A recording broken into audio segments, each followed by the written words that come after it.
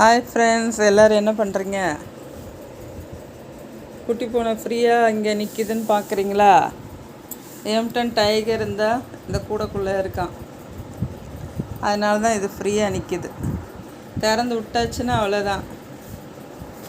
இப்போ கொஞ்சம் திறந்தால் மட்டும் பாருங்கள் என்ன நடக்குதுன்னு. இந்த கையை பிடிச்சி அச்சிச்சு இது பார்க்குது பாருங்க. குட்டி பூனை எப்படி இழுக்கிறியா பாருங்க.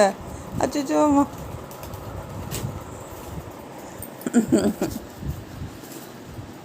இப்படியெல்லாம் பண்ணியிருக்கா அவங்க பூனைகள்லாம். இது பாருங்க, பயப்படுது, பார்க்குது, பின்னாடியே போகுது. கொஞ்சம் அவன் உள்ளே இருந்தால் தான் இது ஃப்ரீயாக நிற்கிது. இங்கே பாருங்க, கூண்டுக்குள்ளே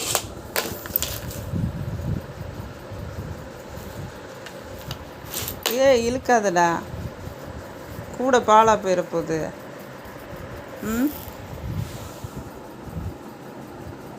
இது பேசாமல் விளையாடிட்டு இருக்குல்ல.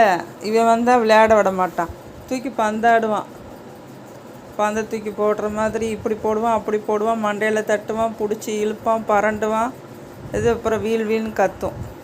ஃபஸ்ட்டு கொஞ்சிற மாதிரி வருவான் டைகரு. அதுக்கப்புறம் தூக்கி போட்டு விளையாடுவான். அவனுக்கே தெரியாது விளையாட தான் செய்கிறான். ஆனால் அதுக்கு வலிக்கும்ல. எப்படி இழுக்கிறான் பாருங்கள். நெகம் எப்படி தெரியுது பாருங்கள் கையில்.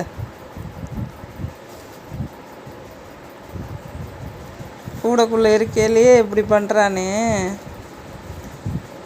இப்போ நேரில் இருந்தால் என்ன பண்ணுவான்? வெளியே வந்தானா?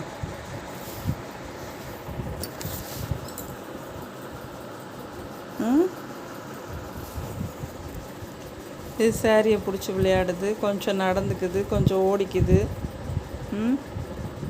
கொஞ்சம் ஃப்ரீயாக அது இஷ்டத்துக்கு இருக்க முடியுது.